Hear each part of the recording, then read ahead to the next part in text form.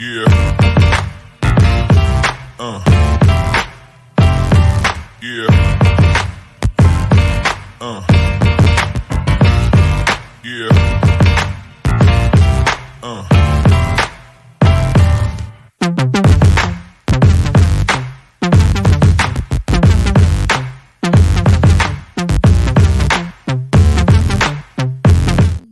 Yo, what's going on, everyone? Welcome to this week's episode of River City 93.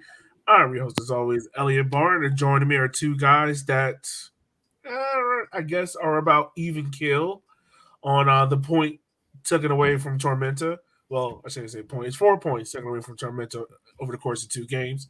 It's Matt and Gabe. How are y'all doing, man? Doing all right. 3-day weekend. Never a Yeah, bad thing.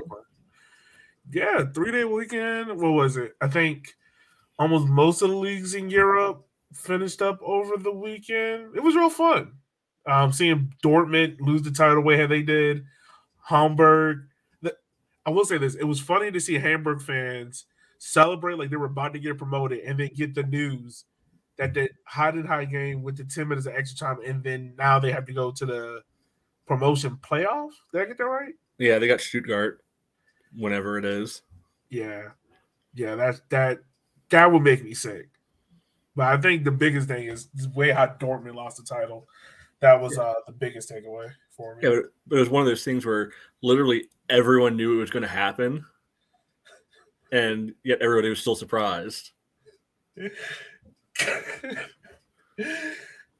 mean, all right, look, Gabe, we haven't heard from you yet, but what do you think, man? Like, let me ask you this first.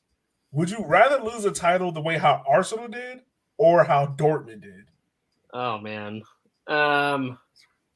Maybe Arsenal because you could, I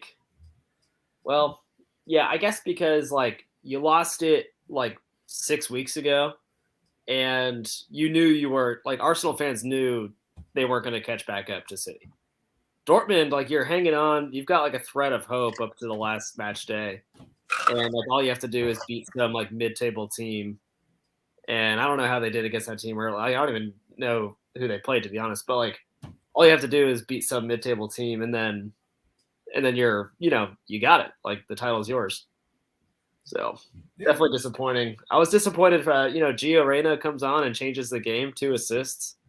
Are we really calling that second one an assist? Perhaps.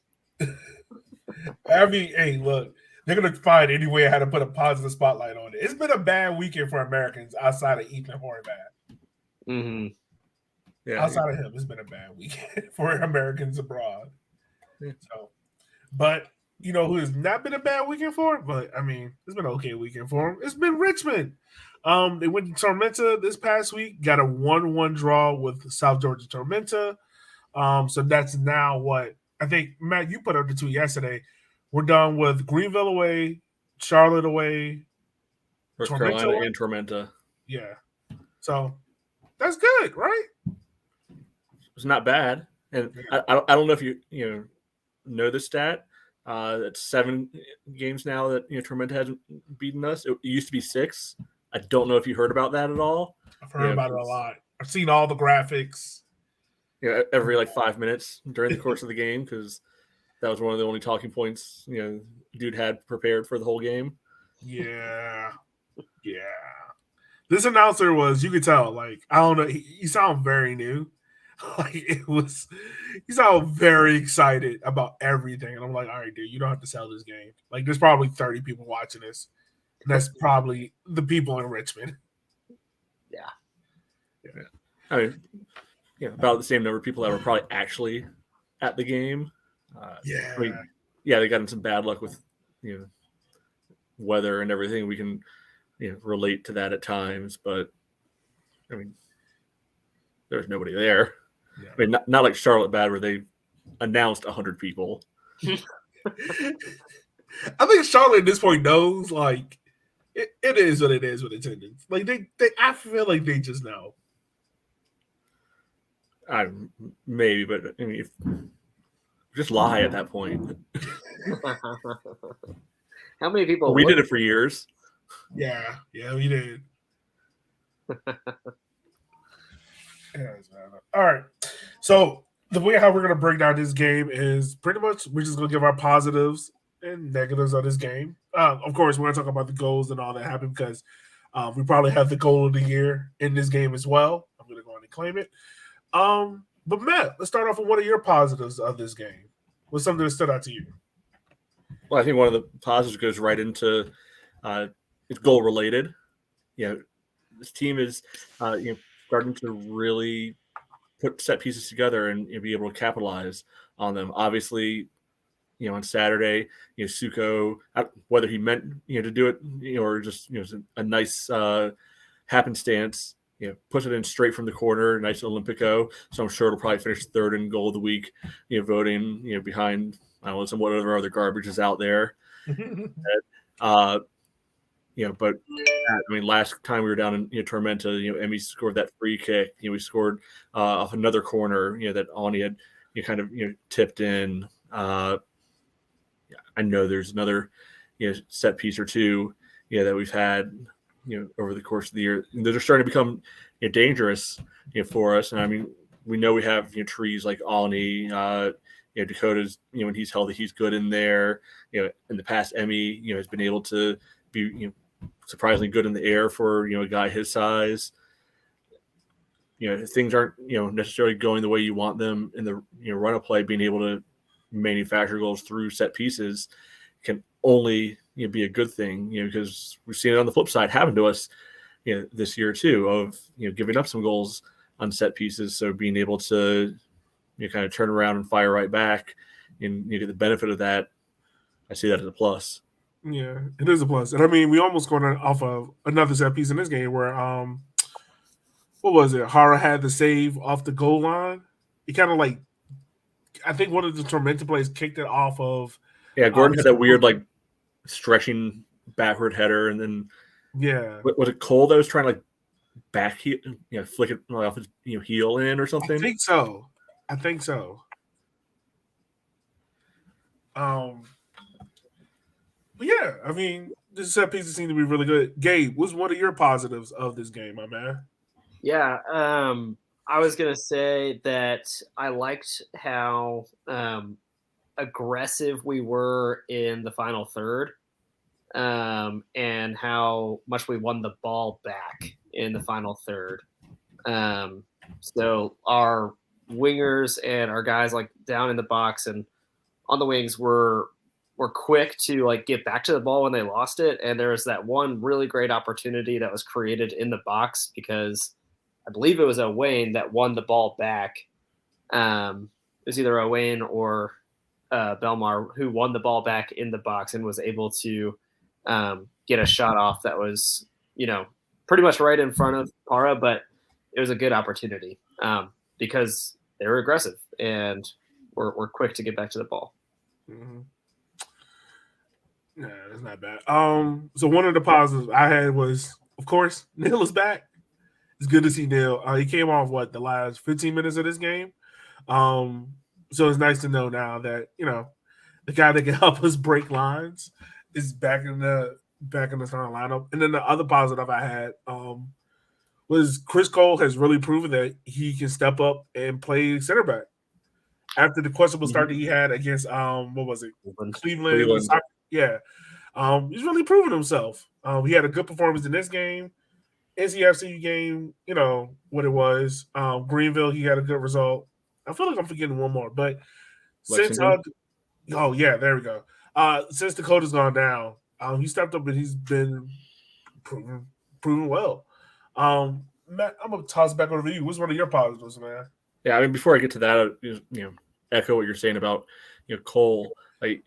He's not a guy who's going to probably wow you. Certainly not with speed. Certainly not with size. Mm-hmm. So the physicals aren't necessarily there, and so many I think of us, especially in the States, given all of our other sporting backgrounds, we're almost hardwired to want to look at the physicals. Like, are you fast? Can you jump? Can you do all these things? But he has really good positioning.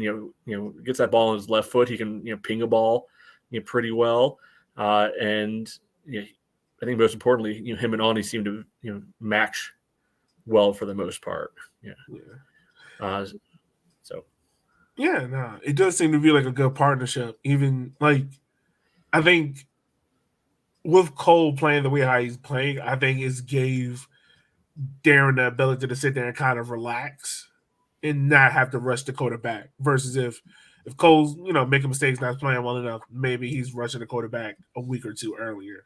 Yeah, or having to move Simon inside and do something else with right back instead. I feel like that would probably be the next option, I would imagine. Yeah. So I mean, the two guys that stepped up for key players so far, Jao and Chris, have came in and done really well, and that's good to see because we want that depth and be able to be like, all right, we can plug in this guy here, and it's not like a total drop off. Oh, even Will as well. So yeah, kudos to Darren on finding good players that fit his system.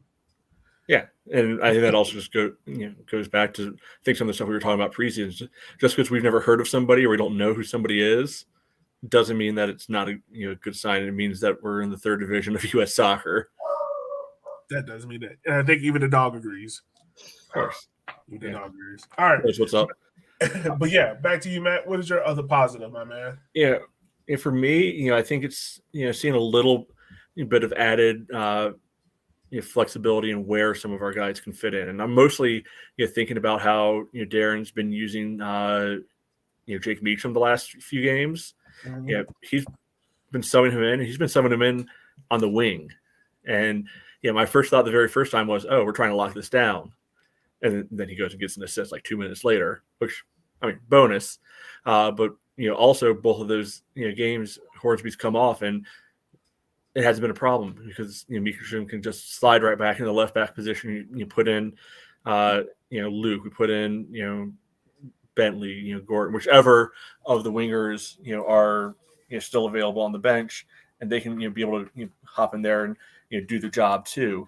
I think the flexibility piece is going to get tested next week a little bit more. We'll talk about that later on, I'm sure. But I think being able to see guys slide into slightly different roles. I mean, we saw Luke.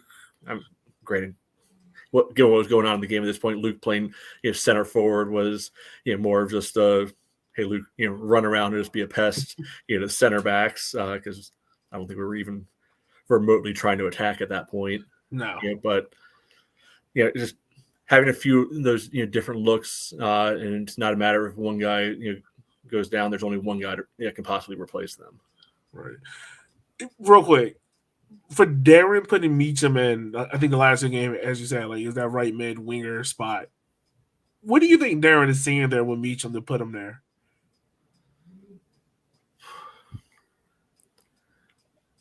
I mean, this is all guesswork. I'm guessing it might be that he's more defensively disciplined. So that way he's not going to make the mistake in that position. You can still get forward and be able to do something in the attack, but I still can't help but think that it's a little more defensive minded. Hey, let's make sure that we don't get hurt out there first and foremost, and then anything extra is just that is extra. Okay. All right, fair enough. Gabe, what is your positive, my man? Yeah, a quick point on Meacham. I think another thing that Darren might be seeing is that he's fast. He's just a really fast guy, and you want your wingers to have a bunch of speed. So he's just one more guy on the team who can get down the field pretty quick with a great level of pace. And so, but I agree with everything you're saying there too, Matt. I think my other positive is just way too general. And we've been talking about it all season, but it's just been the defense. Really the one defensive lapse was just a perfectly played ball to the Tormenta player that was on the break, who I guess he beat Hornsby, but he was super quick. But other than that, Tormenta to me did not look dangerous at all for the rest of the game. And you got to credit that to Chris Cole, Nathan Ani, and our our outside backs as well. They've just looked solid all season, and it was another really great showing by them. Yeah. We can talk about the goal real quick. Like you said, Gabe, that was a perfectly played ball because when I can see it from it, it just seems like Hornsby got caught at the wrong place at the wrong second. Like he's going from the camera view is not the best. I wish we had other camera views in USL League One, but it just looked like he's turning outside and the Tormenta players just go right in behind him, and that ball is placed there perfectly. Like it's the perfect play ball. Hornsby was cheating up a little bit, which I like that he's aggressive like that because he is so dangerous on the ball when he gets it. But yeah, Tormenta won the ball back and they were able to play that really quick pass. And he just wasn't anywhere near that space really. And so, the player who scored for Tormenta was super quick. And so, it was unfortunate. And I think that's like what we've talked about being scared of Tormenta with is like their ability to beat you on the break. And so they did the thing that they're good at, not surprising. So go ahead. I'm just going to hop in, and I assume we're doing our minuses now. That we'll go ahead and move to that because this is my down side of this. This combined with another piece, it's unnecessary aggression. There was absolutely no reason that the right back should have a free run for half the field right there. The ball was not necessarily pinned down deep. Like, where is Cole, where is Alney? They were providing zero support for Hornsby in that situation. And like Gabe just said, that one of the only things Tormenta does in the attack is run fast and try to play long balls and try to beat you with pace. How are you not prepared for something like that? How do you let a guy like Koto just it was just a straight shot. Like nobody was able to cut an angle on him. Nobody was able to do anything. Like, go back and watch the play. I think Cole and Alney are both in the Tormenta half, and that ball is not that far away from center circle when that's played. Why are we so tight right there and just leaving that much space in behind? Because Alney's faster than you would think, but other than Hornsby, I don't think any of those guys we have back there right now are what you would call burners, right? Yeah, no. Yeah. So I think that's not being aware of who your opposition is and not being aware of where you are on the field, because there's no fault to Akira on that one. That's just a one-on-one that any professional soccer player should score 9 times out of 10. So I credit Hornsby for not panicking and trying to pull him down and taking a red card. Instead, first half is not worth the trouble. If it was like 89th minute, yeah, do it at that point. But needlessly aggressive with how things were set up right there, given what the strengths of the opposition are. Yeah, no, it kind of felt it felt like one of those goals that just came out of nowhere because, like you said, Gabe, like that game was pretty much dead even at that point, and it felt like any team was really doing anything. I mean, Richard had a couple of chances off of the corner, but nothing was really happening, right? Yeah, no, it didn't.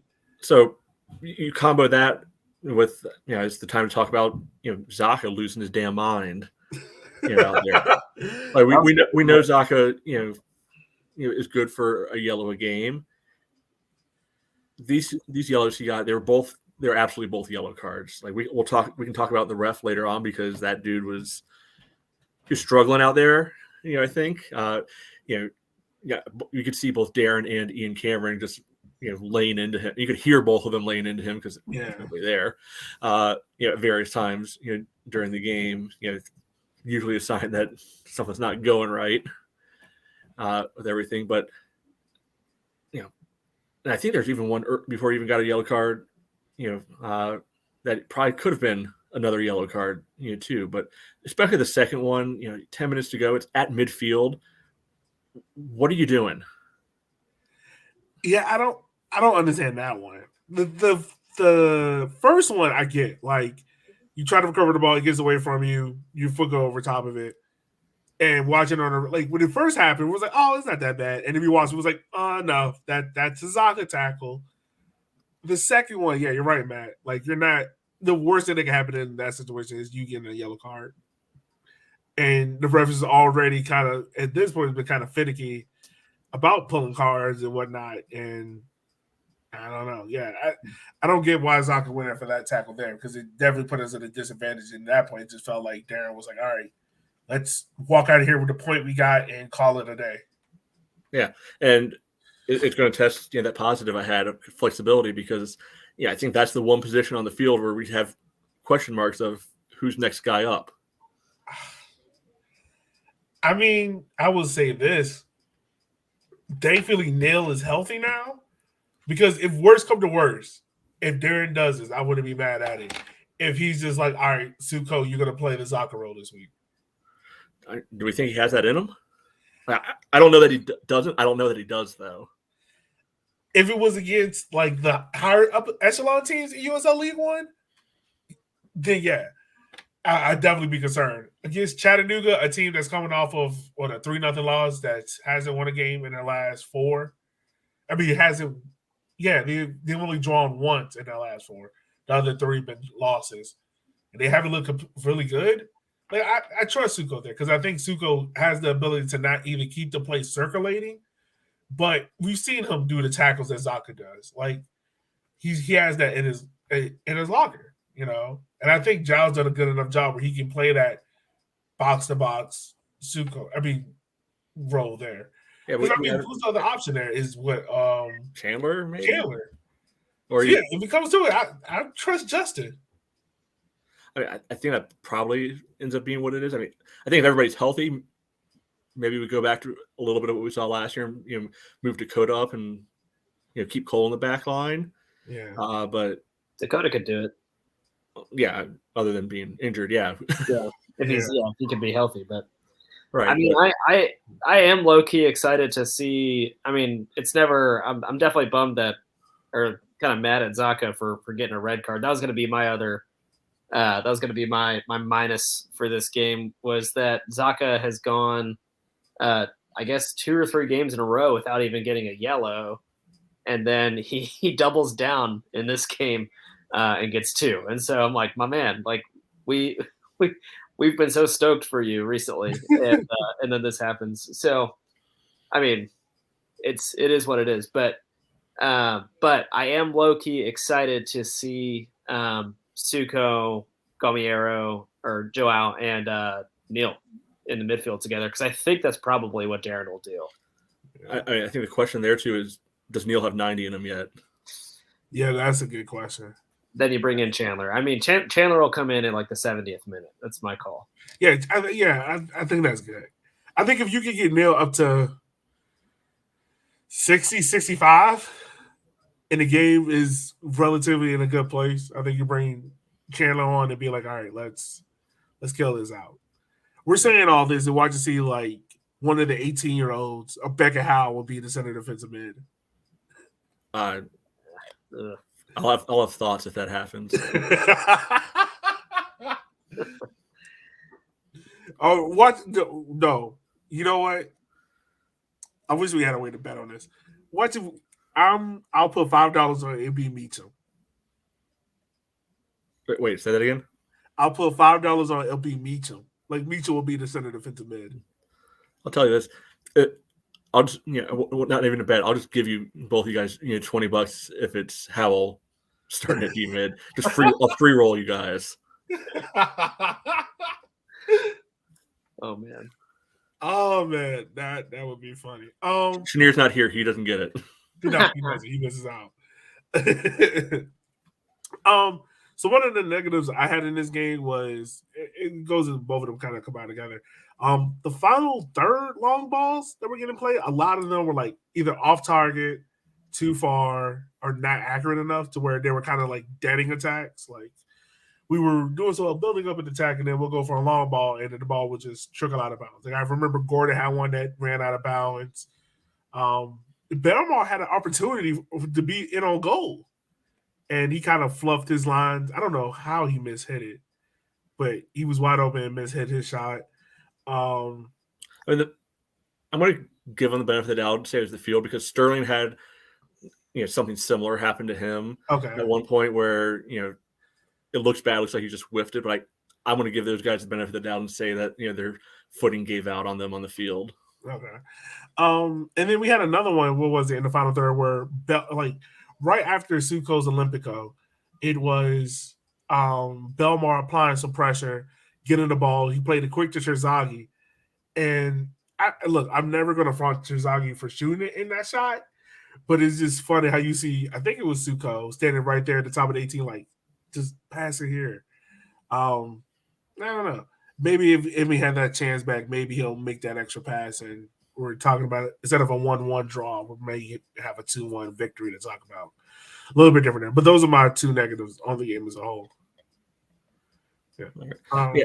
My other one I had, similar to that. It's we're 10 games in. I mean, I think it's time to have that discussion about how does this team or how does Emmy even get himself going a little bit more, because one goal that was a free kick, like no goals from actual open play for him right now.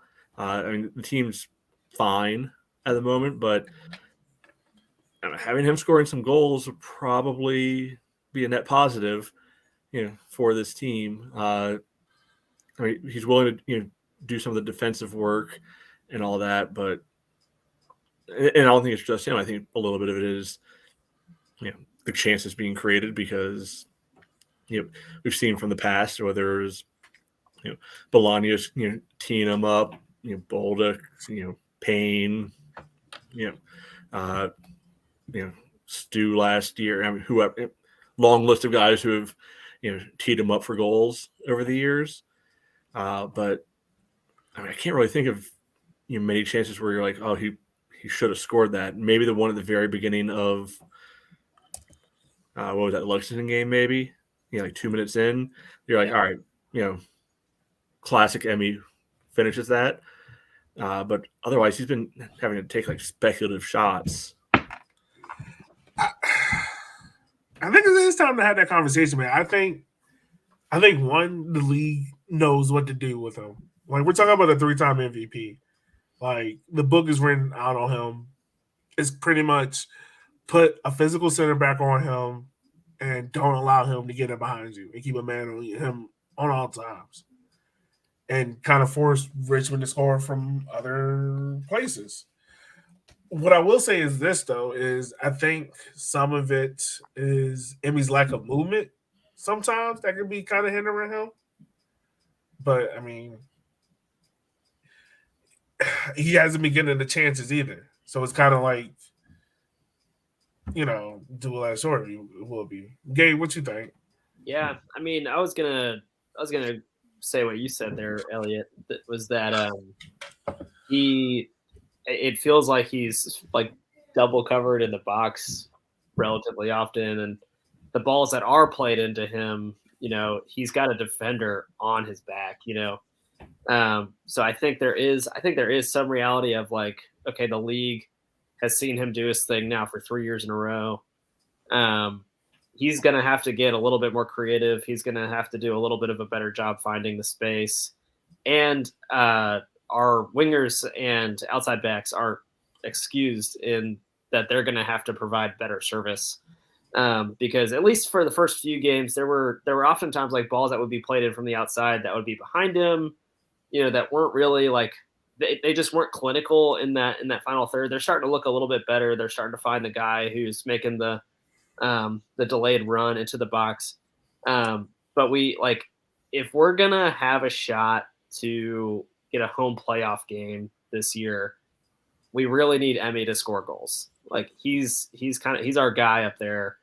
And if he doesn't start scoring goals, I'm a little bit concerned about I think we'll make the playoffs regardless, but I'm a little bit concerned about where we would finish in the table. And so I'd like to see the service be just more consistent throughout the rest of the season to Emmy, and for Emmy to do a little, just to find that extra, half a foot of space, in front of the box, and he'll put them away at that point. Yeah, yeah. No, I mean, I'm not saying like you got to shut the enemy away from the team or anything like that. I just No, when I sit there and I think about it, I'm just like, does it hurt to have Emmy sit a game or two? Oh, he missed North Carolina, and Yeah, I mean Bentley didn't do a lot. I mean, most of what he did was helping double down in defensive work, and that led to the Zhao's first goal. But I can't really think of anything where I guess he should have scored right at the end of the half there, but that was more I think from a free kick if I remember correctly, rather than center forward play. yeah. And who knows? Like maybe a lot of this changes with Neil coming back. Because Neil best thing is finding Emmys, those breaking line passes where he'll drive a ball and it splits a center back and Emmy's able to get out on goal. Like maybe a lot of that changes with Neil coming back. But for right now, man, it's just been a tough start for Emmy. But he does provide you valuable things. Like Matt, we talked about it before. Like one of the things that Emmy does better than probably any other player in this league is drawing those cheap fouls in and around the 18-yard box that helps either slow down play when you need it to, or give you an advantage in the box or something like that. So he's still very useful on the field. It's not like he just. What was the forward that came in with Emmy for Argentina? Did he call him? Yeah, he's not out there being like hurt on, but he's doing a good job. He's still doing Emmy things. It just hasn't shown him in the goal sheet yet.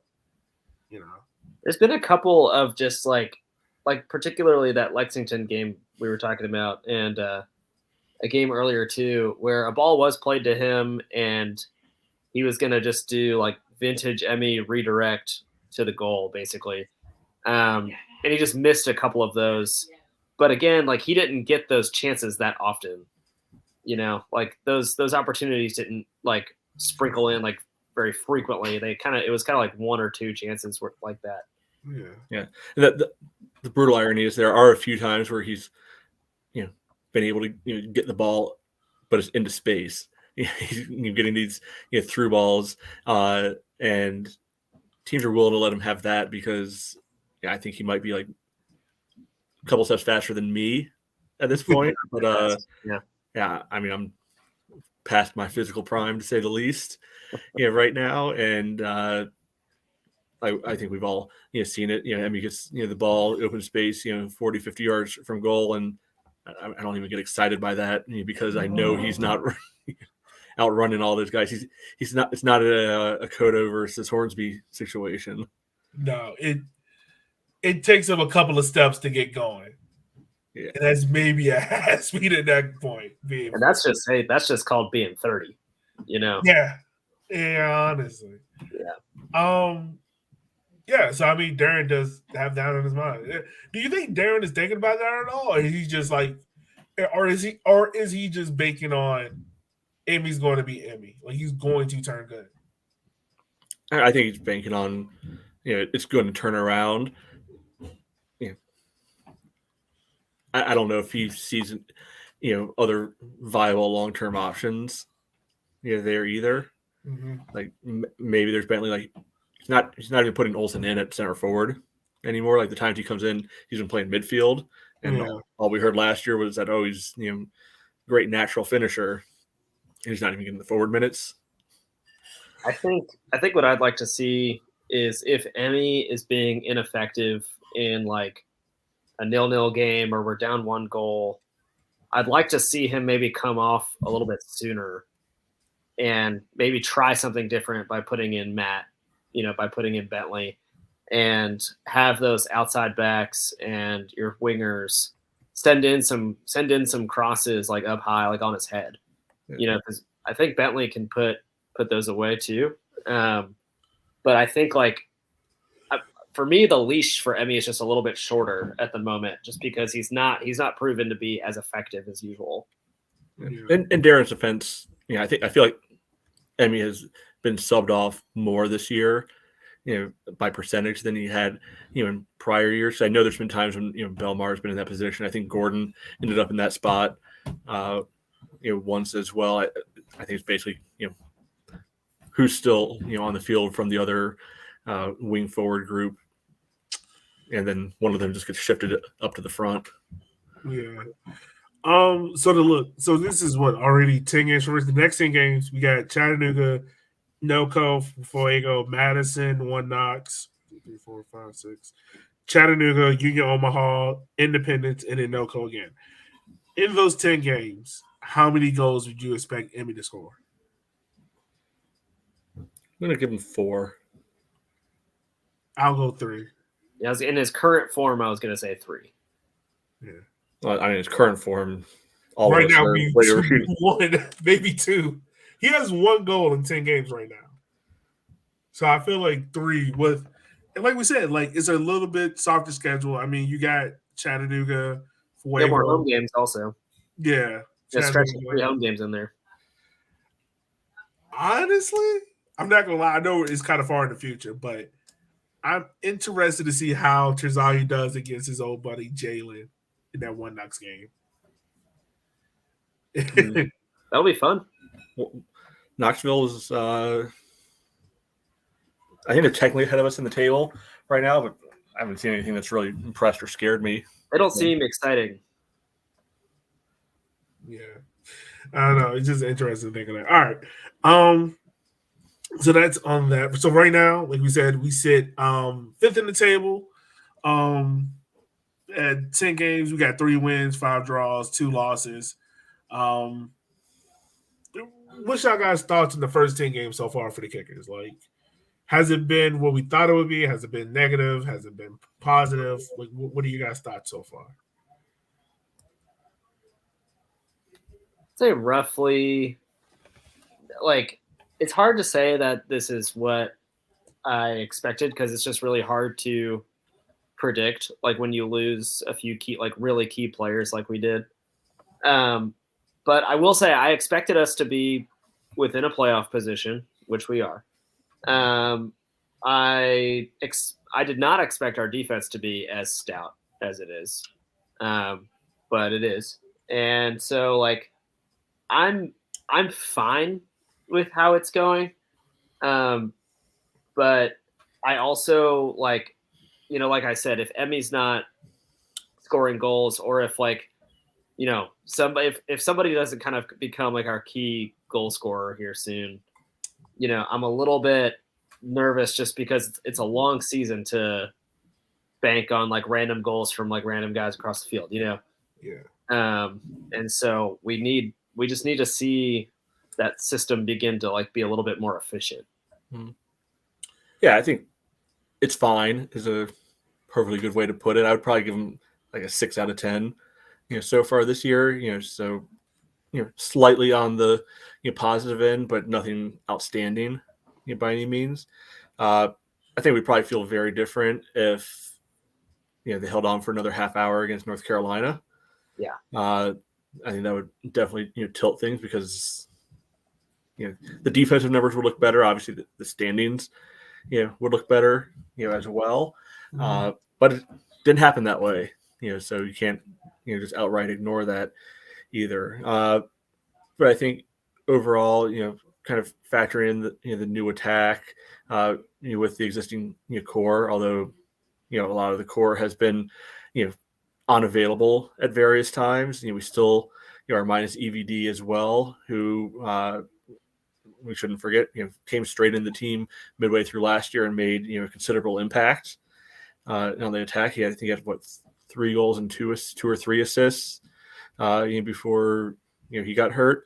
That would be good. And and Gabe, I get what you're saying. Like, it'd be nice to have that kind of said focal scoring point. And I would love Emmy to get going. Obviously, since that was my concern point a little bit. But I'm not necessarily mad about being nice goals by committee and spread around, because a couple of those past years, like the COVID year and the year after, it almost felt like if Emmy wasn't scoring, nobody was scoring. And getting goals from Belmar, from Zhao, from Suko, from all over the place. I think there's a plus to that. You make us more dangerous. It's not a matter of you shut down Emmy, you're going to beat us. Now it's all right. You want to take him out? Cool. Here's our other cards we have to play. That's a good way to look at it. Yeah, I'm here for that. I guess I would sum it up by we got depth. Like I think one of our biggest things was with the limited roster we had coming in with the number, well, not the number, the less amount of signings that we're accustomed to seeing in years past. One of my biggest concerns was, okay, where's the depth at if XYZ gets hurt? And you had Giles step up for Neil. You've seen Chris Cole step up, Jake Meacham. See you guys step up and play considerably good moments. Has it been all been perfect? No. I think there, like you said, Matt, there's a couple of games where, like the North Carolina game, the Charlotte game here in Richmond, where I think if you give Darren another crack at those games play out differently. You might tweak a little things here and there. But overall, I mean, I think we're right around where we want to be. I mean, we're in 5th place right now. We're in a playoff hunt. I think the next 10 games are going to be key to the season if we want to push further on and try to get, 2nd, 3rd place, whatever it may be there, or maybe 1st. But right now, I mean, things are going well. They're not perfect. And I don't mind. I don't mind other guys scoring. I think like the thing that I want the cherry on top is to start getting Emmy going. Start getting him going. And if it's not Emmy scoring, I would love to see Emmy at least get an assist or two. Just to, the work that he's putting in is paying off. I feel like that's the other part that's missing. But yeah, right now I think we're doing good. I think there are 6 other teams that would kill to be in our place right now. Because let's be also real about it. Like, we're in 5th place, and some of the fan base is a little bit upset because Emmy's not scoring, and he's our top scorer, right? But there's other teams in the league where they're in the place they're in only because their guy is scoring. You take them out, they're looking at the bottom of the table. Charlotte, Ford, Madison, like you take their top scorer out, that team is not as high as they should be. So I think we're doing good. Building up to it, I'll put it that way. But yeah. Matt, I will toss it over to you, man, for our top 3, sir. Yep. So we all know the drill by now. Yeah, giving out 3 points for player of the game, 2 for 2nd, 1 for 3rd. This is our way that we're trying to be objective throughout the year about who our player of the year is going to be. So it's not just who played well the last 5 games. Like, oh yeah, they were obviously awesome all year long, because I think we get caught up in the excitement sometimes with everything. Yeah. So I can kick us off today. So for me, Elliot, you kind of stole my thunder a little bit on, some of the stuff, but even before I saw on our setup what all of our pluses and minuses were going to be, I had Chris Cole as my 3 points, and I thought he would just right on it all game long, and wanted to be able to recognize that. Justin Suko gets my 2. Look, I mean, you scored Olympico. You get shine for that. Period. End of story there. I had trouble coming up with my 1 because I didn't think anybody really stood out too much in this game for good or bad. And well, Zaka got sent off at that point. Yeah, there was one guy who stood out for the bad at that point. But overall, I thought the game was pretty nothing overall. So getting that 1 was tough for me. But I went with Simon. Can't really think of anything that happened down their left side at all, during the game. And whether it's fair or not, I'm giving him the 1 point for that. There you go. Gabe, what about you, my man? Yeah, I'm going to say Suko is going to get my 3. Scored the goal and was just great on the ball throughout the game.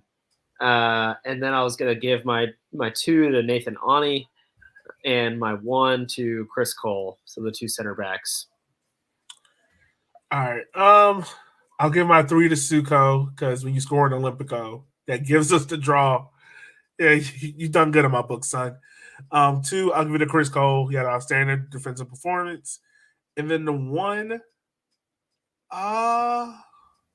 I'm gonna give it back to Neil for giving me hope.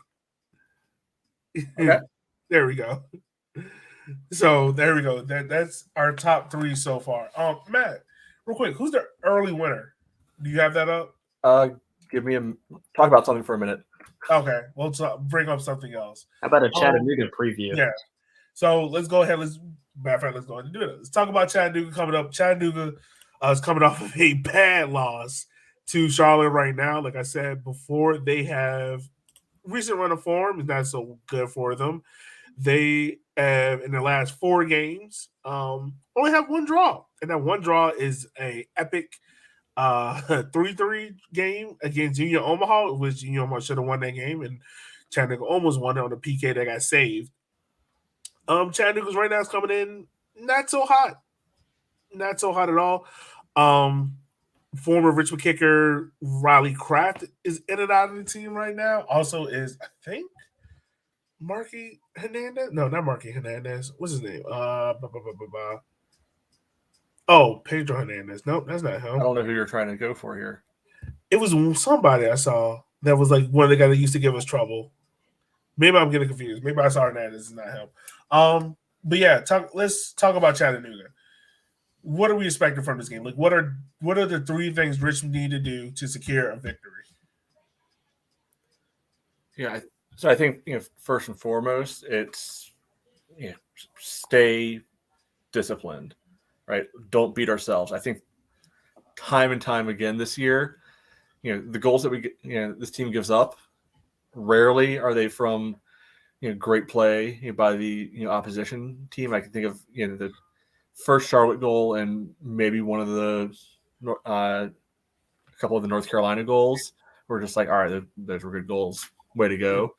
A lot of the other time it's, well, that was dumb. Of course we got punished for that.